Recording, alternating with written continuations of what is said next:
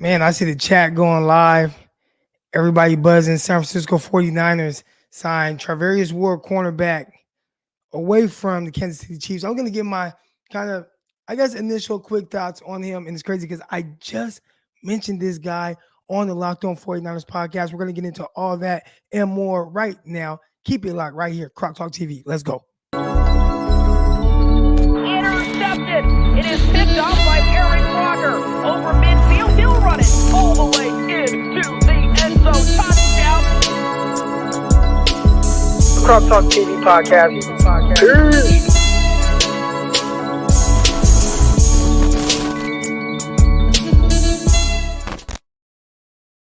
Welcome to another episode of Croc Talk TV. This ain't the morning show, man. This ain't the morning show. I'm your host, former NFL and AFL defensive back, Eric Crocker.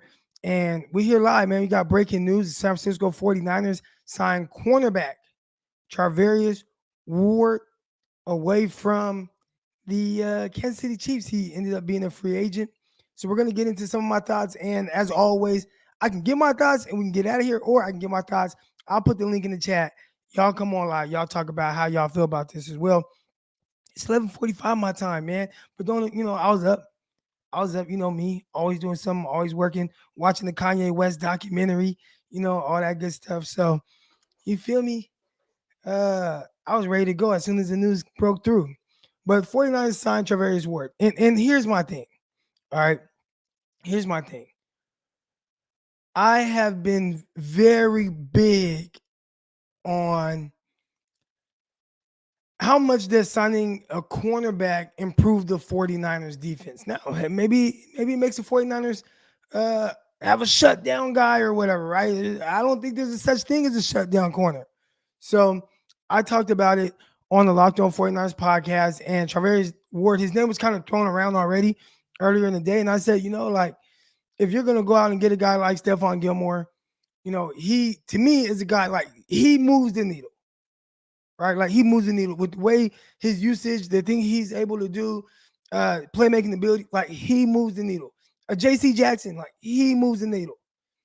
I did not think that Charvarius Ward moved the needle. Now, that is not to say that Charvarius Ward is not a good corner, but most people that have listened to me know how I feel about the cornerback position. I think it's extremely difficult to play in today's day and age. It is so difficult. So, is Charvarius Ward going to be a guy who you say, you know what, I'm going to put you on this guy and you shut him down? Well, they didn't say that against the Cincinnati Bengals, but they definitely put him on Jamar Chase, and he got beat a couple times. Now, again, I'm not holding it against him for getting beat by Jamar Chase. Jamar Chase is terrific. He beat a lot of guys, right? But are you paying him $14 million a year to still get beat by a Jamar Chase? You see how I'm going with this? So my thoughts are there are very few elite guys. Very few elite guys. Outside of the few elite guys, or at least guys that are playmakers, everybody else is kind of jumbled in this certain area, this certain range. And they'll have times where they play very well, and they'll have times where they give up stuff. And when you watch Charvarius Ward, I think he falls kind of in that range where you'll watch games and he looks solid. You watch other moments and, okay, gets dog. So my thing is where I go to with the cornerbacks, what are you paying the guy $14 million a year for? What type of consistency are you looking for? What type of ability are you looking for? Now, here's one thing that I would love to see. And, I see the super chats coming in. Fans need to remember day one signings get overpaid. That's 100% facts. 100% facts. And I'll get to that as well. Let me start that because I want to get back to that. Love the signing. Great on man. Doesn't miss many games and great tackler. Think he puts in a word for Honey Badger. I'm not sure, but I'll say this about his tackling because I saw someone else tweet about his tackling. And again, the way I talk about corners, y'all have to like kind of understand where I'm coming from with it. And hopefully By the time we kind of talk through this, y'all get where I'm coming from. But I watched him as a tackler. I don't want to say I watched him as a tackler.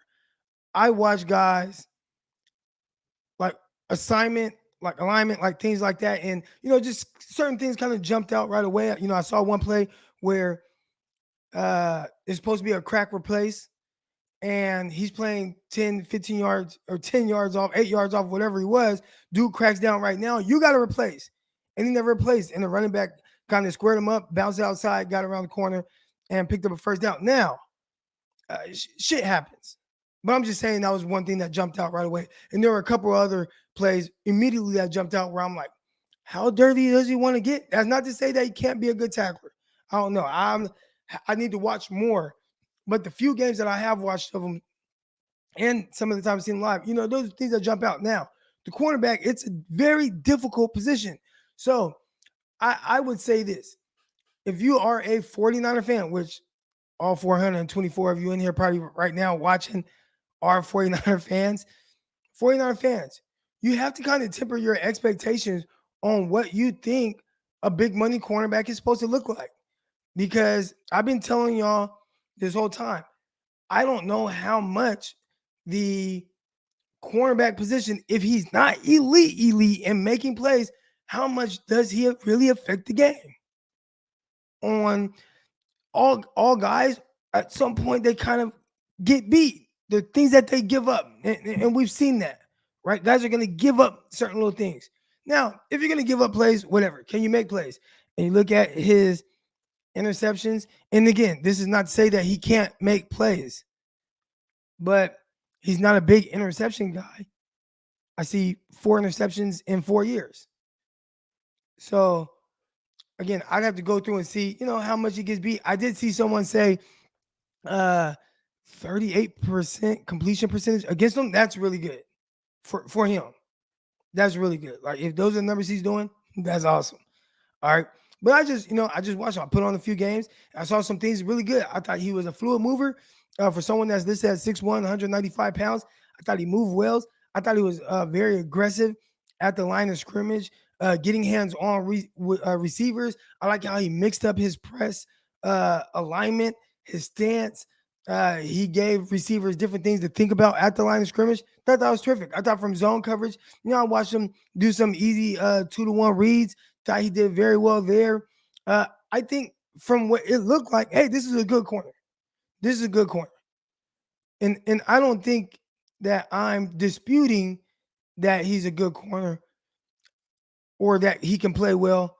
I know I just watched the 49ers with not great cornerbacks have the number 6 pass defense and hold 3 explosive offensive teams to 47 points combined in the playoffs. So that's not to say that this was not a good signing. I guess it comes down to kind of what are you looking for and what do you think a guy's supposed to be?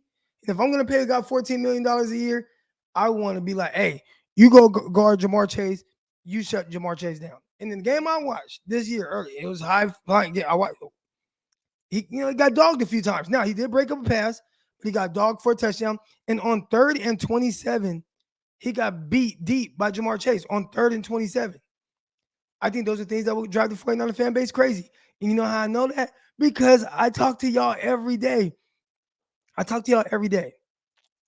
I know how 49er fans think. And again, I think he looks good. He looks good on film. He looks good. I don't know if he's going to meet the expectations of what 49er fans think a cornerback is supposed to look like that's getting paid good money. So those are things that are going to be definitely intriguing to see. Got a super chat here from my guy, Double B Studio. Seems overpaid. What is Lynch doing here? I would say, okay, 49er fans. We can't. I saw everybody all day on Twitter in the spaces. What are you doing? They kept posting that little meme with the dude with the stick poking, like, do something, 49ers. Y'all know I'm talking about that meme. So y'all can't do that all day. On day one of tampering period and all that, and then be like, oh, overpaid. You're going to overpay for free agents. And you're 100% going to overpay for free agents day one. Hell, I just saw Zay Jones get, what was it, like $10 million a year or something like that. Zay Jones, and he's cool. I just saw Christian Kirk get, what did he get? Up to $84 million on 4 years. Like, and like he's cool. 84 million. I don't know. So you're gonna overpay on day one off rip. So I wouldn't even say what is Lynch doing. Lynch is doing what all the fans, and I heard everybody today on Spaces and Twitter, and I saw all of it. They wanted him to spend some money. They wanted Lynch to go out and get somebody, and he did. 2021 missed tackle rate 5.3, ranked number 8. That's awesome. That's awesome. But missed tackle rate and like assignment, like, you know what I'm saying, like crack, replace. Is he fighting off the block to potentially make a tackle? Those are different things. So if he doesn't get off a block to make a tackle, it doesn't go against his missed tackle rate. Or on one of the plays I talked about, which was a crack replace, which the guy cracked right now. You got to replace right now.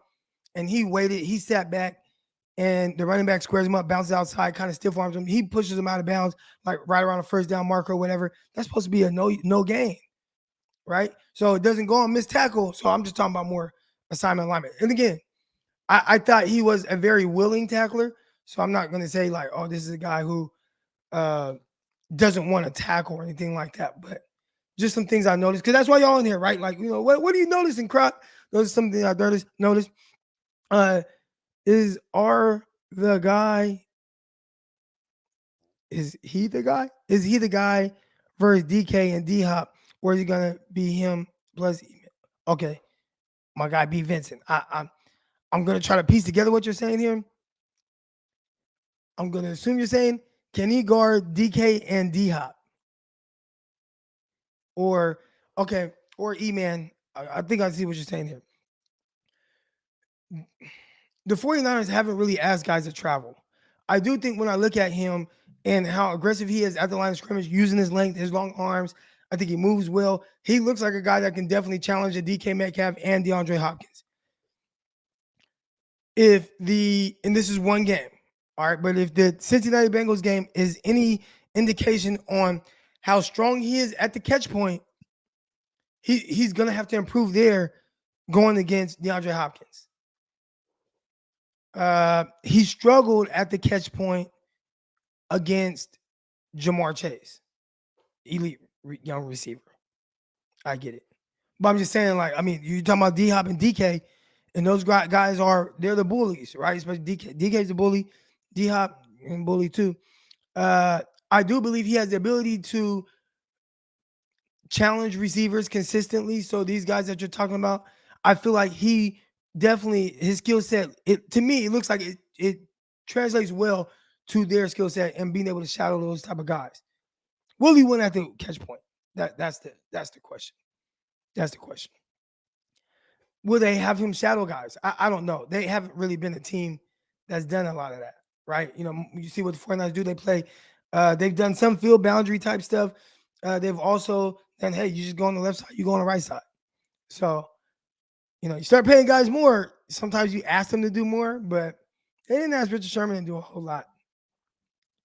If we bring Jason Verrett back to this, will be a great insurance. Yeah. So, a lot of complaints I saw consistently throughout the year with the 49ers, depth, right? And at the very least right now, and I put in the description, what does it mean for Ambry Thomas? Well, it means that he can be a good depth piece, right? He got solid starting experience. You can kind of play him. He'll be more ready whenever his time comes next year. But right now, I'm pretty sure it's the Ward and Mosley show. Pretty sure. And bringing back a guy like Jason Verrett definitely gives you not just insurance, but really good depth. Really good depth. Really good depth. So we'll see. Now it's like, hey, Verrett, you come back, man, you don't got to be the guy. Now, knowing a guy like Verrett, what I'm saying, where he's from, some of his peoples, is he going to be okay with like not really being able to compete for a starting job? They'll say all positions are open. And maybe Verrett will say like, well, okay, let me try to be out Emmanuel Mosley. But I'm assuming the 49ers, with this signing, are heading into the season saying, well, we have our starting corners. We need to realize that 13 million a year on 200 plus cap isn't what it used to be. Also, 21/116 PFF grade in corners, ranked 21st. Yeah, that's solid. That's solid. I mean, this is okay. This is clearly an upgrade over a lot of what the 49ers had last year. I want to make that very clear.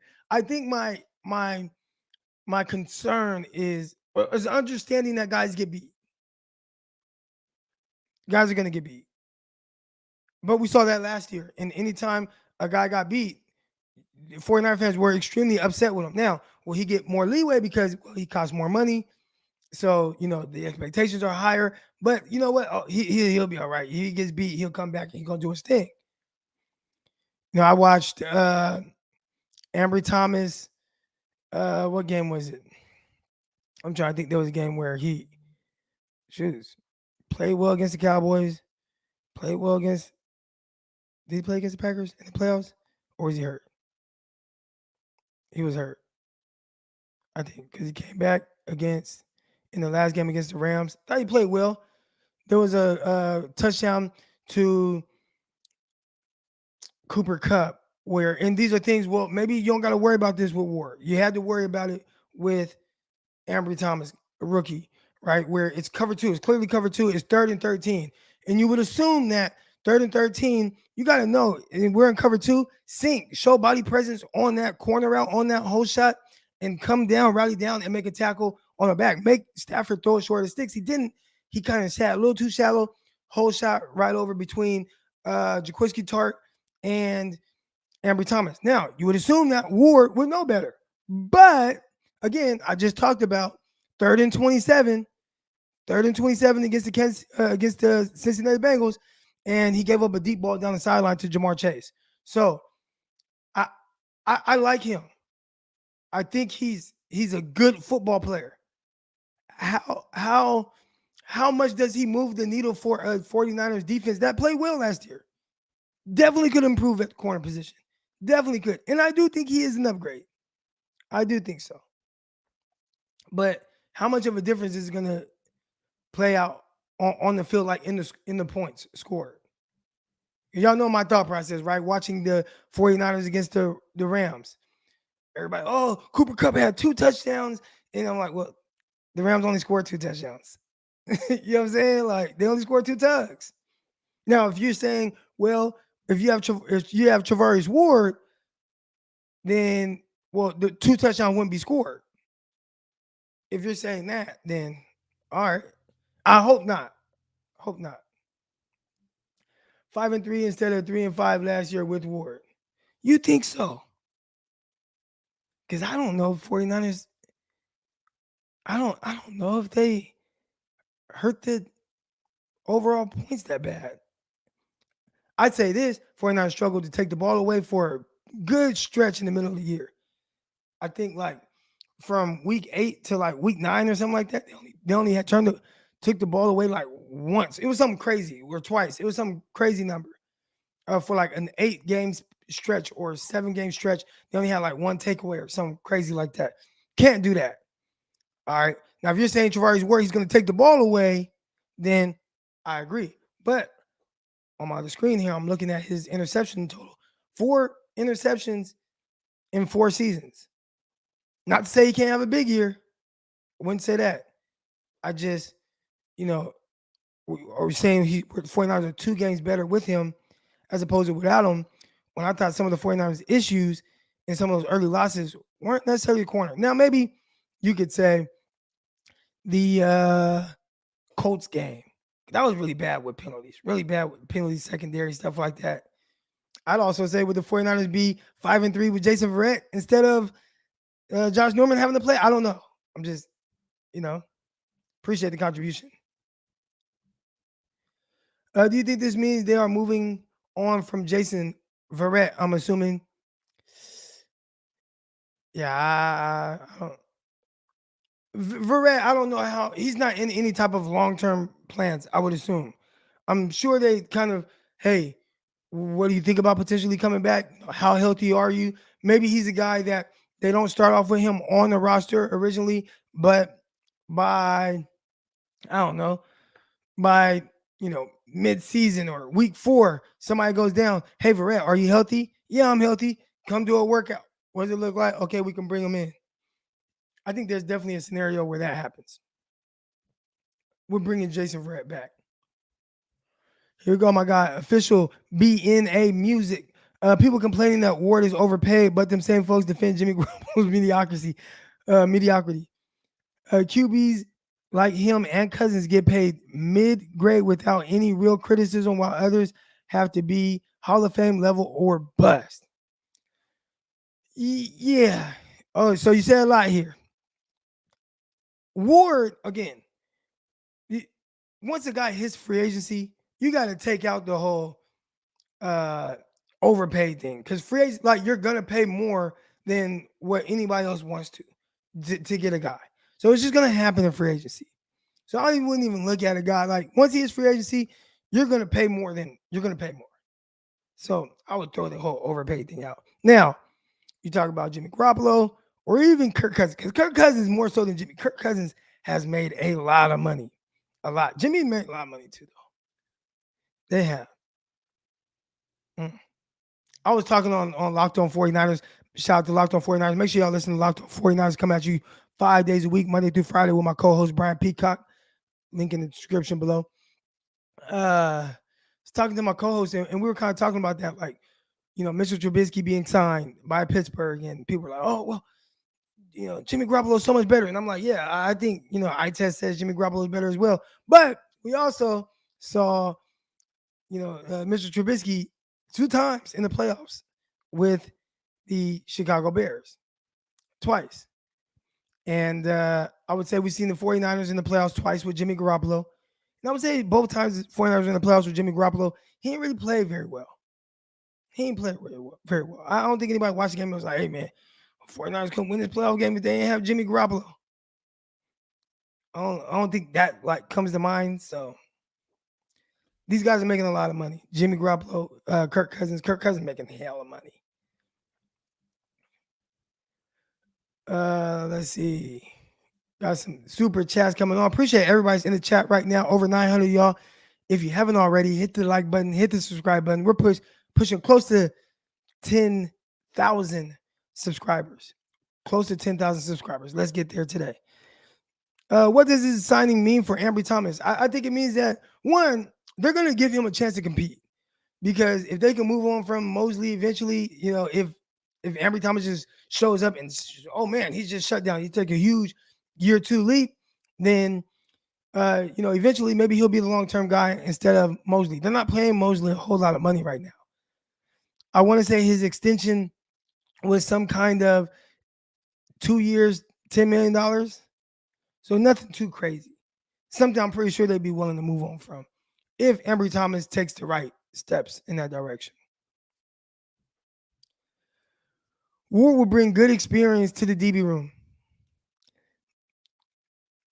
How much, and shout out to my guy Marquez, how much more experience will he bring than Ambry Thomas or Dante Johnson? Like, better than Dante Johnson, I ain't saying, like, but I'm just saying from the standpoint of, like, experience, a lot of there is experience there. At least if you want to say experience. Okay, Mosley's been there. What is Mosley? 4 years in, 5 years in, 4 or 5. They're probably on the same kind of playing field there. But yeah, it definitely helps. It helps. Just having a guy like him. But again, talk about experience, and where does experience help you the most? And maybe, you got to learn from some experiences. And I watched him last year. I watched what happened. It was 3rd and 27, and he got beat. He was impressed. In 3rd and 27. That was interesting alone. Press bail out. You don't got to worry about staying square and then running with a guy. Press bail out. Stay on top of the receiver. It's 3rd and 27. All right, now maybe they told him after the play. Jamar Chase, give me that, little guy. He did that to him. But he probably learned from that experience. Does this signing mean a Jimmy trade is close? If you listen to my co-host, Brian Peacock, he believes that Jimmy will be traded by Wednesday. That's what he believes. I don't know, but I would assume Jimmy is gone soon. I would assume. I would assume. Real quick, this is in the super chat, but Eric, as a Chiefs fan, you can have him. You know what? I would love to hear from Chiefs fans. So any Chiefs fans in here, I'm about to put the link in the chat. Feel free to click the link. Come on and talk to us a little bit about what you've seen. I've watched little of him, just enough to like, I see who he is, what he is, like how he moves. Some of the things where I'm like, okay, probably needs to improve on that. Certain things that happen in games, I've seen that. But y'all have watched every single snap. And I will say this, most fan bases that watch every single snap of a player, their opinion of that guy typically isn't very high. It typically isn't. Right? Like right now, Akilla Witherspoon, I believe he's re-signing with the Pittsburgh Steelers. Most 49er fans, if you ask 49er fans, hey, how do you feel about Akilla Witherspoon? You're gonna hear 80% of the fan base say he sucks, he's trash, can't play. Good luck, Pittsburgh. But after what Pittsburgh saw last year, if you ask Pittsburgh fans what they think about Akilla Witherspoon, they love him. But sometimes if you've seen a lot of a guy, your opinion is just a little different. Felt like safety is the bigger need, but I like the player. Any idea on the players that can complete the secondary? Good solid move with upside. Great question. Great question. Oh, I got a lot of super chats here. Let me get through to them. And I got Ricky Rich 209. Shout out to 209. We in here, Stockton. You know what it is. But shout out to Ricky Rich. It doesn't, your device says not connected. So you got to fix that part. Any ideas on players that complete the secondary? There are certain guys, I think, right now, right? When you have a big sign like that, and you got to start to look at, okay, what is that secondary looking like? I think you have your bookend corners, right? Like you have your Emmanuel Mosley, you have your Charvarius Ward now. And then you look at the safety position, you got Jimmy Ward, you're good. 2 wards. You got Jimmy Ward, you're good there. All right, now, what's going to happen with Tart? What's going to happen in the nickel spot? I'd say there are guys like Diamador Lenoir. Where's he at in his development to be able to play in the nickel? I don't know the answer to that. You look at, you can look for guys like, what's his name? Nelson, corner defensive back. Nelson played with the Chiefs for a little bit. Also with Pittsburgh Steelers. He's a guy who can play outside, inside. There's some versatility there. Steven Nelson. That's his name. Maybe a guy like Steven Nelson who's going to be on free agency. Go look for a guy like that, playing the slot or outside. Can do both. Wasn't there talk of Mosley to nickel last year before Williams came back? Can Mosley play nickel? Does those 3 Mosley, Thomas, and Ward improve the defense? Well, it's all going to be predicated on how Thomas improves heading into year 2. If he gets better, then you'll be in a good position there. But Mosley 100% can play nickel. Matter of fact, after so not his rookie year, but the second year, he played a ton of nickel. Well, even his rookie year, heading into his rookie year. Remember, everybody loved Charvarius McFadden, right? Everybody loved McFadden. And the 49ers got McFadden and Mosley both. They got them both, I'm trying to say, undrafted rookie free agents, right? And I was telling everybody, Mosley's better than McFadden. But McFadden had 1 year where he had like 7 picks. So everybody's like, no, McFadden, he's a guy. I'm like, it looks like Mosley's a better guy. Then you watch him play. Mosley started outside in base. And then in the nickel, and we're talking about the preseason, by just watching their usage, in base, Mosley was outside. Once they brought a nickel in, they brought like McFadden in to play on the outside, and they brought Mosley in to play the slot. Mosley played a lot of nickel as a rookie. Fast forward to the next season, preseason, played a lot of nickel. So far, they've utilized him more on the outside, but he definitely has nickel ability. And I thought he was really good in the nickel. Matter of fact, I'd rather have him in the nickel than Williams. And I like Kwan Williams, but can't run as well vertically. Don't have those type of issues with Mosley. He can run very, very well vertically. So a lot of times when the 49ers want to go single high stuff and these teams are attacking the seams with slot fades, it's a little harder when you got Williams in there. Mosley, let him go. So that can be solid. Maybe you're saying, You got E-Man and you got E-Man, Mosley, and Ward in base. And then come nickel, slide Mosley inside, and you can play Ambry Thomas on the outside. There's that option as well. I wouldn't be mad at that at all. E-Man and Ward and base. E-Man. Oh, all right, there we go. So yeah, we're on the same page here. Popsicle 5. Here we go. Another super chat. First day is for overpaid players. Guess that explains why Jimmy didn't get traded today. I hope they spend more money on the secondary and O-line priorities. 49ers did lose out on Laken Tomlinson. They lost Laken. You're talking about O-line. Laken Tomlinson going, got paid $14 million. There's a lot. That is a lot. Someone on the show earlier this morning was saying, I don't want them to overpay for Laken Tomlinson. I'm like, well, what's overpaying for Laken Tomlinson? He was like, over $10 million. He got more than $10 million. All right. But yeah, secondary. I think they're in a position now where maybe they can go to the draft for safety. I mean, you bring in somebody that can play safety, somebody familiar with the scheme. Maybe Tark comes back. I don't know. We'll see. But yeah. Here we go. Got some more super chats here. Croc, any chance 49 signed Justin Reed? Justin Reed just signed somewhere for big money too.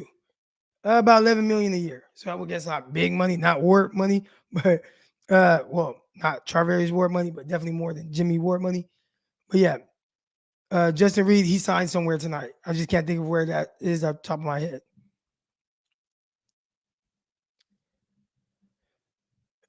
Sounds like on that 3rd and 27, there was a blitz on and no safety over the top that can fall on the DC. Press bell out.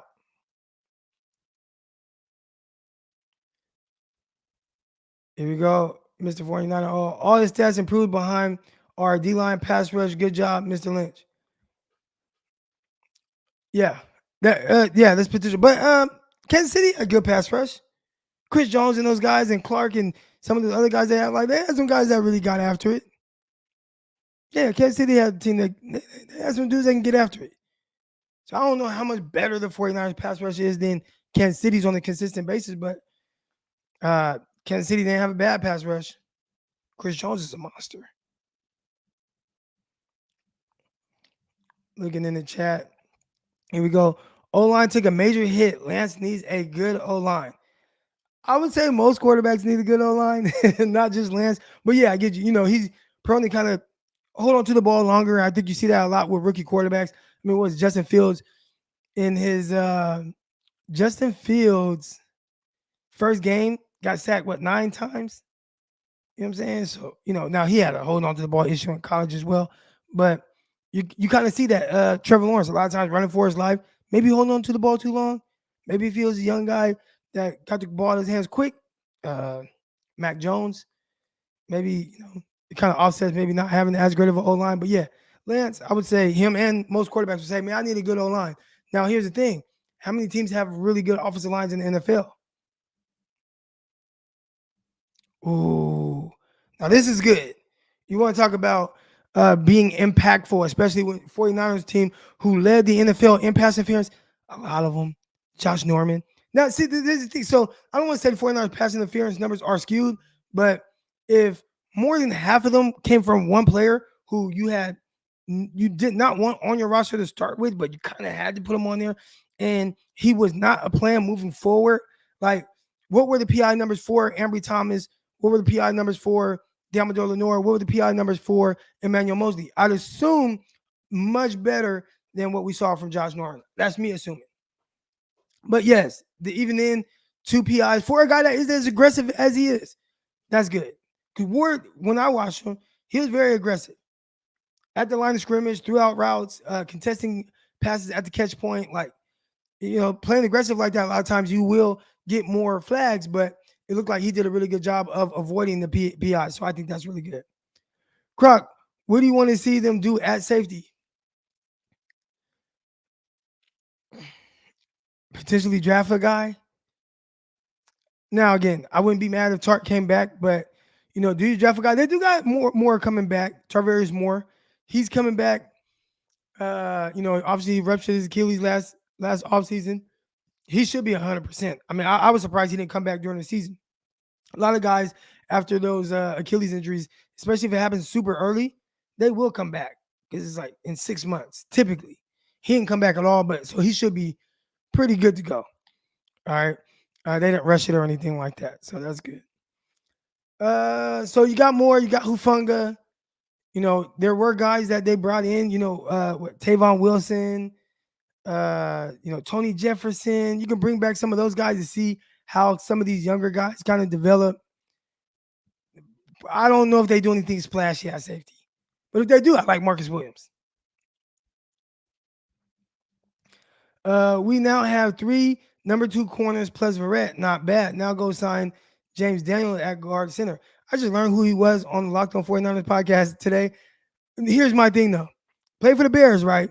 Guy that plays in the interior. It sounds like he would fit the 49ers offense very well with his athletic ability, with his movement skills. But he's definitely a guy who, you know, they saying you know, I just talked about Justin Fields getting sacked 9 times in the game. And this guy played every single game. Started all 17 games. So I don't know how good he is. Here's the thing. If you are the Chicago Bears and you have to improve on your offensive line, like you have to improve, you are really looking to get better and protect your young quarterback. If he's good, are you letting him walk? Or maybe it's a Laken Tomlinson thing where you don't want to have to pay him just too much. That could be the case, I guess. But I don't know. If he's as good as everybody says, and you're trying to protect your young quarterback, Justin Fields, and he's one of the better offensive linemen on that O-line, would you bring him back? Carlos Rogers, 6 years was, yeah, that's a good one. That is a good one. Okay, here we go. Carlos Rogers, 6 years with Washington, 8 INTs. I think like it was like something crazy. Never had more than 2 interceptions in the season, clearly. With 3 years with the 49ers, 9 interceptions. And I believe one of those years, he had like 6 picks, right? I want to say maybe the first year. And they moved him a little bit. I mean, how much nickel did Carlos Rogers play in Washington? He played a lot with the 49ers. But location, environment, playing behind that 49ers defensive line definitely helps. A guy like Carlos Rogers, you get more errant passes, errant throws, quarterbacks throwing before they want to, a little bit more inaccurate, make a play on the ball, boom. That could be something that definitely helped Carlos Rogers for sure. But yeah, that's a good one. That's a good pull right there. If Ward can play as good as E-Man, though, it's a win, in my opinion. Yeah, I agree. And I think he can.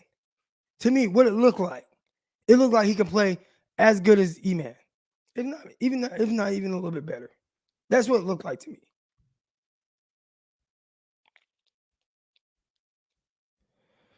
Here we go. Hey, Croc, what do you think about Charvarius Ward game against Buffalo in the playoffs? To me, he was in Dick's pocket all game. He looked good. I thought, flipping the hips, the change of direction. I watched that game. I went back and watched it recently. I thought he looked good. I thought he looked really good. And I was like, okay, if he's aggressive like that, playing against a guy like Diggs, that's a lot of confidence. A lot of confidence in yourself and your abilities. For a guy, is he going to wear number 35 for the 49ers? That wasn't pretty. The 35 number. If he wants to pay me to come in as a swag consultant, I got him. How would you feel about DJ Reed with the secondary? I like it. DJ Reed definitely someone who he came on here. He came on this YouTube channel. If you go back to the summer, I had like a 30-minute kind of interview with him. It was pretty cool. But he talked about playing a new position. He was an outside cornerback at Kansas State. Came to the 49ers, they start playing them at safety and at nickel. And he's like, man, like this is way different. There was that learning curve, the communication, having to communicate with these guys and understand. I mean, that was a hard transition for him. Definitely a guy that can do all of that. I think his biggest thing is the versatility. But are you bringing DJ Reed back to play corner on the outside? How much do you have to pay him to come in and kind of be a nickel? We'll find out more of what teams think about him as the time goes on. And maybe he is a guy that you say, hey, come play nickel. But I think DJ Reed wants to play outside. Ward will draw PIs when he gets burned. Be careful. I hear that, but, and again, I'm not saying it's not true. You're probably a Chiefs fan. You might know more than me. But someone in the chat just said he had two PIs called on him last year. So maybe he didn't get burned a lot. I don't know. There's only 2 PIs. It's not bad.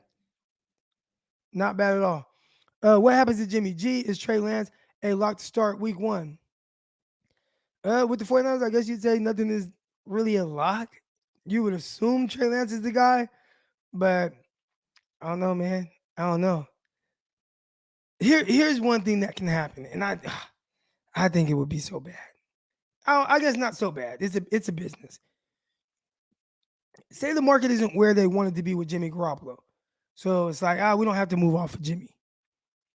Well, we could keep Jimmy around. And he's rehabbing. He won't be on the field. Trey Lance, you get all the reps. You get all the snaps. You're the guy.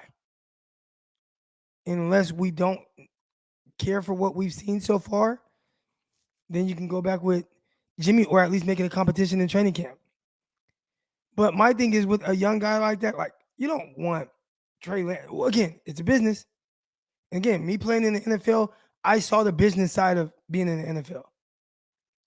So, but ideally, you don't want to have to play and look over your shoulder. Or, feel like, oh man, if I throw a bad pass here, you know what I'm saying? If I throw an errant pass, like hey, trying to get Jimmy Garoppolo in there. But again, it's a business.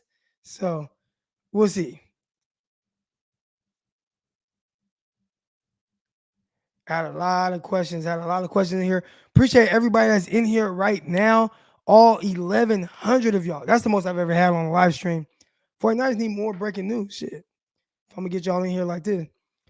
I know this is a good one. I like the idea of Jimmy Garoppolo as QB2, but the money, I know. Here we go. Why did I not get to this? Fans need to remember day one signings get overpaid. Okay, I think I touched on that. But yeah, I mean, that's the, and again, I wouldn't even look at it as overpaid. I just think it's what the market is going to be. Croc, I am a huge fan. Does this signing mean we won't get Gilmore considering the cap space? I'd say it's 99.99999% positive that there will not be a Stephon Gilmore on the 49ers. Won't be it. Ward should look better in our defense, draft edge, and O-line in the early rounds. Keep Tart if the price is right and reasonable. He's so underrated. I think Tart's a really good football player. Really good. Now, doesn't have the takeovers that I think a lot of people want to see, but really good. Really good. Hey, if any of y'all want to come on here, man, here's the link in the chat right now. I know the chat's going crazy. I'll post a link in the chat. If you want to come on live, kind of give your thoughts on the signing, how you feel about it. You have questions you want to answer live, man. Let's go, man. Hop in here. Word signing means Jimmy is gone by Wednesday. 209er. Shout out to all my 209ers in the house. Let's go. I would, again, my co-host, Locked on 49ers, Brad Peacock, he thinks that Jimmy will be gone by Wednesday. That's what he thinks. I agree, but you never know. 49ers have said, hey, we prepare for plan A, plan B, plan C. I don't know what those plans are. I think plan A was trade Jimmy away. What plan B, plan C? I don't know.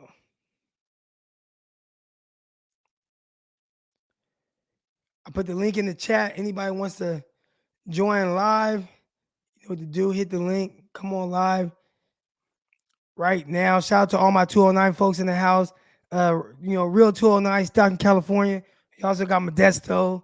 You know what I'm saying? Manteca, Lathrop. You know what I'm saying? All that good stuff. Shout out to the 209ers in the chat.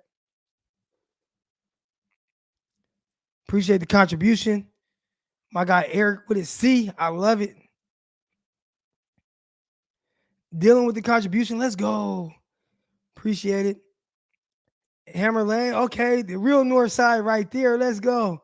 We got some 916. Okay, we're not gonna be. I see y'all though. I see y'all. So nobody wants to come on live. What y'all want to talk about then? Because there's 1,100 of y'all in here right now. We talked about Charvarius Ward signing. We're 45 minutes deep right now. I was in there watching the Kanye West documentary. Amazing. Amazing. Here we go. We got a first caller coming in.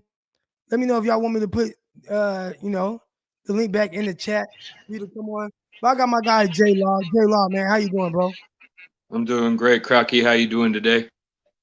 Oh man, I'm chilling. I'm chilling. Yeah. Good. Glad to hear it. I see you doing some overtime out here, busting the news for everybody, keeping us informed. I appreciate that. Oh, well, Twitter kept me informed, so it was only right I, reach out to my YouTube folks. Hey, yo, but your notification's the one that told me it was Charvarius Ward. So I literally jumped out of my seat when I saw his name flash across my screen saying the Niners were signing him.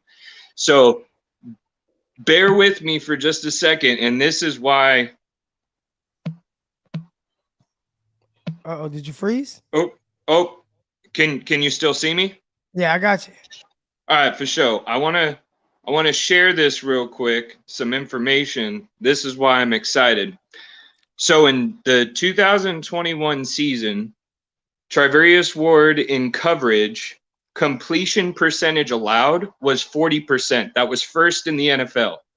Expected completion percentage was 46.6%. That was first in the NFL. Yards per target was 4.6. That was third in the NFL. Passer rating, 52.5, third in the NFL. Tight window rating, 46.7. That's first in the NFL. So anyone saying that this isn't a good signing for our defensive backfield needs to take a look at the statistics and then watch some film because they don't know what the fuck they're talking about. Pardon my French. Talk to him. And and I watched him, and my initial reaction was, he looks good. He moves well.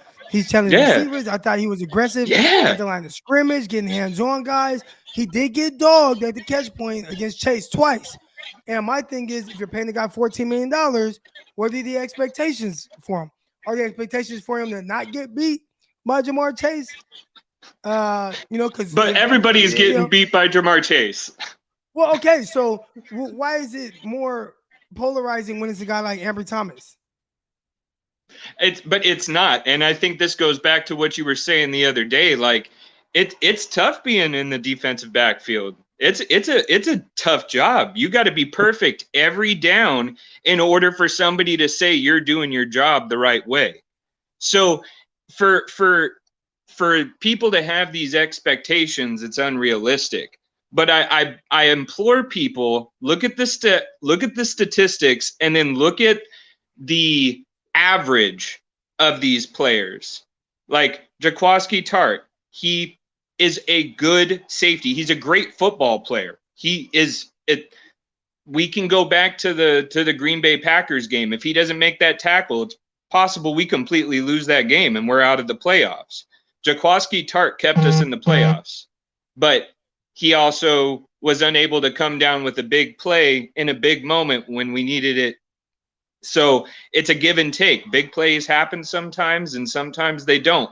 But Charvarius Ward is a person who makes big plays happen. He will go up and make them happen. And he'll freaking stay in the wide receiver's hip the whole way. Like, anyone saying this isn't a good pickup for our defense doesn't know football. I think my biggest thing is, man, hopefully he doesn't get number 35 because that number's ugly. No, I don't like that number. I don't like that. No, I'm cool. I'm cool with him maybe sticking to like how the other defensive backs have done it, like the 1, 2, 3, 4, 5. Maybe he finds a number he likes in that mix that melds well with our backfield. But I think you're right, man. I think Charvarius Moore comes back from that Achilles. I think he's a solid safety back there. If Tartt doesn't go anywhere, we know we're good with him and Ward. They've been playing together since high school. So we're solid back there. They'll feed off of each other. But this Charvarius Ward and freaking Emmanuel Mosley, that duo right there, oh, shoot. It doesn't. And if Ambry Thomas keeps taking steps to be like a legit cornerback, and then let's not forget our other pickup. Like, he's in there somewhere. Diamador Lenore, he's in there. Like, we've got people now, and this Charvarius Ward pickup is a very, very good step in the right direction for our defense. It's relieving to see the management of the Niners making moves like this, because it's been a while since they've made blockbuster moves. What other blockbuster moves? I mean, I feel like they are fairly aggressive. No, they are, but it's with average players. I feel like the biggest signing last year was Alex Mack. You know what I mean? Like, and he's a good center. Don't get me wrong. He's a Pro Bowl center. He's been there a few times. He's a good center. We're lucky to have him as our center. That's a good brain handing the ball off to our quarterback. But that was our biggest signing. Like, and the year before that, it was Joe Staley retiring. We traded DeForest Buckner, but then we got Trent Williams. So it was kind of a give and take there. It was like, oh, we lost DeForest Buckner, but we got Trent Williams and we lost Joe Staley. Damn, okay. Like, so they, at least with this regime, it doesn't seem like they make blockbuster trades when it comes to this trade market. Them trading up to get Trey Lance threw me for a loop. I was not expecting that at all. And then for them to say, "Oh yeah, we're trading up to the third spot," and it's like, well, obviously we're going to get a quarterback, but who the hell are we getting? Like, you know, so yes, they've been aggressive, but it's not a whole lot of moves. Like, I didn't expect a Gilmore. I didn't expect Charvarius Ward wasn't even on my radar. That wasn't even somebody I was thinking about being potentially on the Niners. So it's exciting to see them making moves like this. As a lifelong Niners fan, can it just be this next season, please? Like, I just want to see what's happening. Let me watch Trey Lance throw the ball around, please. Like, let me see McGlinchey come back healthier and better, faster, stronger than he was before. Like, come on, guys. I just want to see it, man. All right, man. But J Law, man, I appreciate you coming on. No, hey, as always, Crocky, it's an absolute pleasure, brother. I appreciate you, opening up this forum and letting us fans come and chop it up with you like this. It's great. Oh, you already know. All right, man. I'll holler at you. I'll see you tomorrow morning. It sounds good. Yeah, I'm looking forward to it. You have a great night. All right. Here we go. Shout out to everybody in the chat right now. I got some super chat love right here. Croc, I love that you keep it real and respect everyone. Others create content, controversy, and negativity while they flip-flop to get their views. Yeah, everybody has their lane. So, I want to be respectful to the lane that other people have and the way they push their content. Obviously, I bring a different perspective, more so from trying to look at it from the player's perspective and like coach's perspective, right? Like how I try to point it, bring that type of perspective. So appreciate you though. Here we go. Appreciate you, Croc. Overtime working.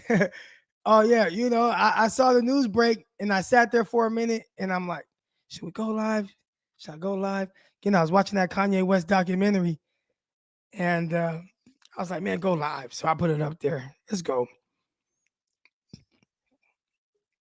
Here we go. Got another person coming on. Jordan, how you doing? I'm doing good, Croc. How are you doing? Oh, I'm doing great. How are you feeling about the signing? I'm uncertain at this point, to be honest. Like, I don't know too much about Charvarius Ward myself, but I mean, it's probably considered an upgrade considering what we were coming from. I think some of the things I was really hoping for, kind of going forward, is that, one, I really do hope we retain Jason Verrett. I know he's had a lot of injury history. He hasn't been able to be on the field, and that's kind of been his biggest bane. But if you can get almost a full season out of him, I think that's something that's going to really, really help out the 49ers secondary. But I think that Ward is probably a welcome addition considering where we're kind of coming from and the struggles that they were had, especially with someone like Josh Norman, who I know committed a ton of PIs during this past season, which has been certainly detrimental. So I'm really hoping Verrett stays back. I'm hoping Ambry Thomas takes that step forward. I think Charvarius is a good addition, and we'll kind of see, I guess, how that turns out for them. I'm kind of hoping Tart comes back because I know he's a super hard hitter, and it's really fun to watch him play. I just don't know. I do have faith in Huff to come back and hopefully take a step forward, but we'll kind of see, I guess. I like it. And real quick before I get to the next caller, any prediction on the Jimmy Garoppolo situation? Do you think he'll be here do you think he'll be a 49er come Thursday morning? Will he still be a 49er? I don't think so. I'll be honest. So I've been monitoring the situation with him a lot and what kind of teams would be interested. And, after all the recent quarterback news that came out and everything, I still think probably his biggest bets are going to be either the Saints or the Panthers is kind of the biggest spots for him. Because at the end of the day, I think that both Lynch and Shanahan are two guys that really want to make sure that Jimmy finds a good place, and they're not just going to ship him to some random team that he doesn't want to go to. So I think they're going to work with him on that. I think that out of all those places, so on one hand you have the Colts, and he could reunite himself with like DeForest Buckner. So that's an old team that they play with. That might be another, I guess, good thing for them, as well as they have a lot of good key parts to the Colts that could be really they could really draw him to that. But I don't know if the Colts are going to want to go with Jimmy because they just got burned on this huge deal with the Carson Wentz situation, which thankfully they got out of that contract. But I feel like they're going to be hesitant on that. So I feel like if there's one spot, it might be the Saints that he ends up going to. But I don't know. It's kind of a crapshoot. I don't know if anyone's going to want to take the contract. I think that's probably the thing that the 49ers are fighting with right now. The contract, restructuring it. I'm pretty sure his agent behind the scenes is working on a lot of those things. So we'll see how it plays out. But Jordan, man, I appreciate you coming on. I'm going to get to the next caller. Yeah, no, thanks. All right. Here we go. We got Ro coming on. What's going on, Rock? Man, how you doing? All right. Awesome. So what are your thoughts on this signing so far? I'm happy. I can't act like I'm unhappy because we all know what we've been through as Niner fans, seeing these constant pass interferences, injuries back and forth between Mosley, Verrett. I'm sick of it too. I'm sick of Jimmy too. Well, yeah. So what are you sick about with Jimmy? I mean, one thing I do know about football is defense. And if you know that the opposite team can't throw the ball down the field, you're handicapping yourself on defense. Yes, this is true. So one thing about a lot of callers and a lot of people that be like Jimmy fans is like, how can you be such a great Jimmy fan if you know he can't throw the ball down the field? Well, and like, it's kind of sad as a Niner fan to see the ball don't never travel 20 yards down the field.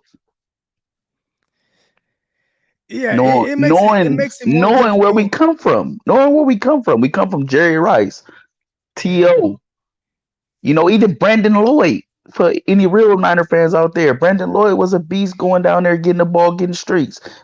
Anquan Bolden, slant master, we struggling right now. We can't throw the ball down the field, and people want Jimmy G. I'm tired of Jimmy. I was at both games. I was proud of the comeback. I was heartbroken that he couldn't throw the ball down the field, and I was mad at Shanahan that we caught a streak with Ayuk and never went back to it. Yeah. So Croc, I watch you and I watch Grant and I watch what's the light skinned guy with the good hair, Kapanti. Jason Aponte. I Yeah, watch Jason. Kapanti. I watch Rombo Sports too. And Yeah. I just want to say thanks for the platform. And how'd you feel about DJ Jones leaving? Uh, you understand the business side of things, and they weren't going to be able to keep everybody, especially with kind of limited cap space right now. He's a guy you would like to bring back, but he's more of a two down player. I think you got kind of look at it, man. He got like $10 million a year or whatever it was. It was a good chunk of money, $8 million a year, Yeah, he wasn't worth or that whatever. money. I don't want to say he's not worth it, but I would say if he walks, all right, like you're gonna have guys like Givens who could play Katavius Street. Kentavious Street, Mo Hurst. You have some guys that are gonna have to, really work to kind of fill in. And Kinlaw. We'll Kinlaw see got what to get his happens with stuff him. together. Maybe he goes to being more of a two down type guy. So if you can get some things out of those guys, I think you'll be all right. I like watching. I like listening to you because at least you played. At least you know the business side and a player that has played the game. It's kind of hard listening to Grant Cohen all the time because he's one minute he seems like he's a Niner fan, and then the next minute he's not a Niner fan. So it's kind of difficult to listen to him. But I do watch him, and I watch you on there too. So I Yeah, just a fan, just chiming in. I appreciate it. Grant. One thing, man, I I used to look at Grant like, man, what's this dude talk about, man? Like, what's he Hmm. tweeting out? And then I met him in person. I was credentialed member of Hmm. the 49ers media and everything for a bit. And like talking to him in person, I'm like, hey, why you act like that on Twitter, but you way different in person? So he's He's different. He's he's different in sick. person. I think he I think he he played mind games with understands, the Niner fans. yeah, he understands the element of entertainment and And understanding how it works. And a lot of times they'll tell you in entertainment, like they want you to be really far this way or really far the other way. hmm Guys in the middle like me, it takes it a little bit harder for things to kind of grow. But I appreciate you for tuning in all the time though. of course, man. And tell him to lose that trade Kittles talk. I'll tell him Thursday. I don't want to hear him talking about trading Kittles. If Kittles was on any other team that threw the ball, people will really have the appreciation for Kittles that they supposed to have. He Yeah. ain't just a blocking tight end. He's one of the best tight ends in the league. I remember watching when he beat Gilmore 1-on-1. He beats a lot of the top DBs 1-on-1. Now, if he had a quarterback that could throw the ball down the field past 5 yards, Jimmy, I'm happy that you're leaving. I can't wait till Wednesday or Tuesday for them to get rid of you. All right, so real quick, this has been my last question for you before I get to the Go ahead. next caller.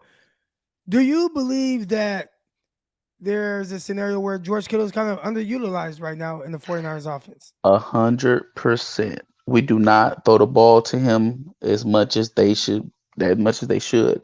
I believe if we use them as they use Kelsey or the one from Baltimore and Edwards or Andrews, man, come on, man. Jimmy's way better. I believe Jimmy's way better than Andrews and Kelsey. You switch Kelsey and Kittles, and I guarantee you Kansas City wins Super Bowl every year. Yeah, I can see it, man. What you think? What about Waller? Kittle is where's he You- at in you- your you- tight end rankings? all right. To me, number one is George Kittle because I seen what he can do with Nick Mullins and in any backup. He had the best year of his life when they was just throwing the ball to him. Yeah, And then so I would go him one, Kelsey two, Waller three, and then the one for Baltimore four. And don't sleep on the one for Buffalo Knox. It's pretty good nah, too. yeah, done. All right, man. Love it, man. Appreciate you for coming on. I'm gonna get to the next caller. All right, thank you. All right, here we go. I got Twin Maker. What it do, man? What's It's up, been a man? minute. I know, man. You change your name up on this, Ryan, aka Ricky Williams. Hey, I had to switch it up on you, man. You know what I'm saying? Had to do a little some little retooling. You know what I mean? What's The crack? beard still looking nice though. I ain't even cut it, man. What products do you use, bro? Because I can't get mine to be full like that. I got the vitamin E oil. I got the Baja oil. I use a little, I'll be in my wife's little bag. You know what I'm saying? You know how women Yeah. be, they got all the little goodies. So I go in there and try to tiptoe in there like the Pink Panther whenever she sleep. You know what I mean? And take some of her little, her do's and don'ts. But yes, sir. Yeah, so what's your thoughts on 49ers signing Charvarius Ward? Hey, man, I mean, it was a good signing. I'm quite youthful. Like, he's a young guy. You know what I mean? I think that's good. Add depth to the back, to the secondary. I think him playing man most of the time in Kansas City, it'll be a little adjustment coming over there with the Niners, starting off. But thank God we got OTAs and he can get some familiarity with the Emmanuel Mosbys and, Ward can teach him the ropes and things of that nature. But I think it's a good look, man, especially as much as people complain about it all year anyway, even though it was like pretty good, pass team. But I think it was a good job. And I think you said something that's really key there, right? Because at the cornerback position, you want to play guys to their strengths. And I thought one thing the 49ers did was they kind of did a disservice for Ambry Thomas. They played him a lot off coverage. He was a guy who I thought was a really good, press alignment type guy, or, whether he's playing press man or reading zone concepts from press alignment at Michigan. And the 49ers played him off. And I didn't think that was a strong suit of his. And it was definitely something that was, he had a big transition period. Do you think that maybe they'll do the same with Charvarius Ward, who, watching him play, he looks most comfortable at the line of scrimmage in guys' faces? Will the 49ers ask him to play more quarters and play off? And, do you think it'll go well? So I listen to a lot of our boy Dante Whitner a lot whenever he's on NBC, like pre-game and post-game, and he always talk about the cornerbacks and their disguises and sometimes mixing things up, because sometimes we get a little vanilla back there in the secondary. I truly believe with somebody who has played such a good time in man with Kansas City, I think D'Amico Ryans and the secondary coach will have an opportunity to really add more diversity in our defensive packages, so you may even see some more man out there with an Ambry, with a Ward, maybe mixing it up a little bit and just really begin to become a little more ball hockey, mainly because I think they're not going to be so scared to miss on big plays, because of our offense will be a little more explosive with Trey Lance. And I think a lot of people don't understand, when you're a defensive coordinator, you got to take into account your offense and what your offense can do. And so they play quarters a lot, set back in those zones. But with the anticipation of Trey Lance opening things up where you feel like, hey, even if we do mess up here and there, our offense is able to, have big chunk plays and things of that nature, I think we will be able to mix some things up and show some people a different side of us next year. More complex, you know what I mean? I like it.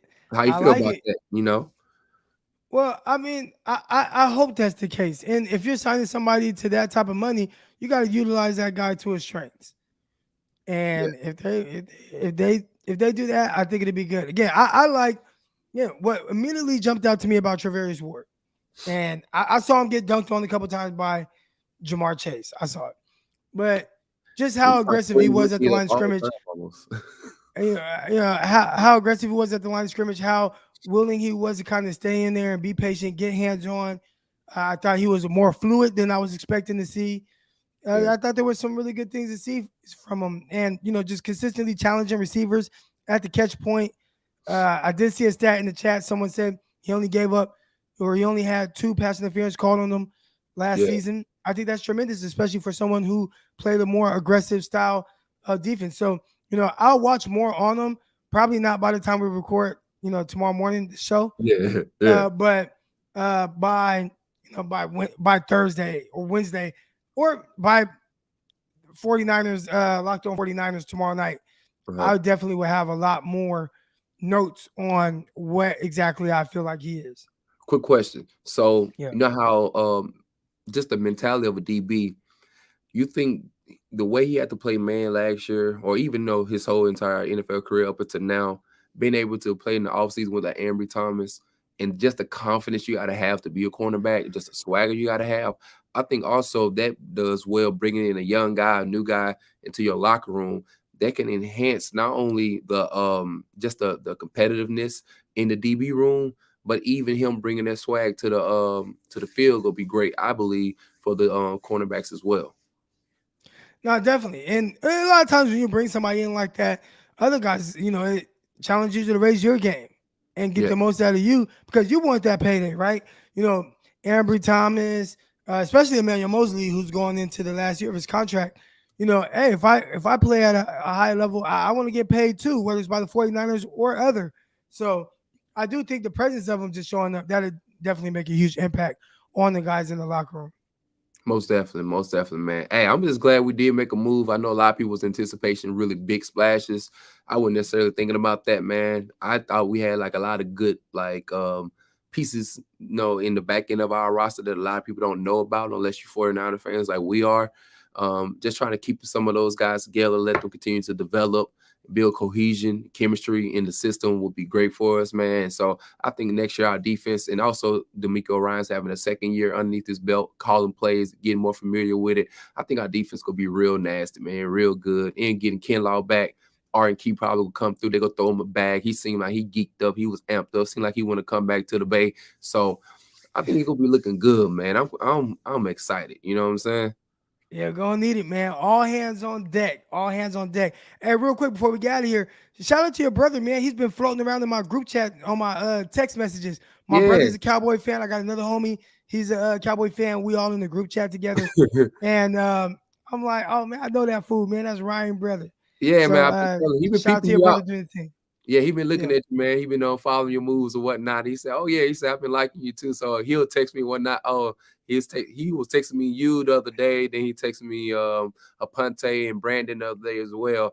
And so he watch. You know what I'm saying? And hey, just let me know. I'm trying to make sure you make a little, make that connect. You know what I mean? And we'll get on. And we can brag. You know what I'm saying? Cause we got bragging rights until the next time we meet. Yeah, yes sir, yep. All right, man. Appreciate you coming on, bro. All right, man. Y'all hold it down, man. Y'all keep subscribe, and check them out in the AM. You know what I'm saying? Yeah, in the AM, man. Hey, every morning. Well, typically I try to go every morning, but I be traveling and stuff. But right now, off season, I'm trying to go every Monday through Thursday, 9:30 a.m. Eastern time, 6:30 a.m. Pacific time. You'll catch us live right here on this YouTube channel. Make sure y'all hit the like button, hit the subscribe button, and also click that notification bell so you get notified when we go live. I know there's a bunch of people in here, my regulars, they're like, oh, yeah, I got notified. I was excited when I saw that go across their phone that I was going live to talk about this. But Charvarius Ward, he's a 49er. I believe he definitely helps improve the secondary. How much? We'll find that out. But I'll see y'all tomorrow morning, man. I'm out, man. Peace. Intercepted. It is picked off by Aaron Crocker. Over midfield, he'll run it all the way into the end zone. Touchdown. Crop Talk TV podcast. Peace.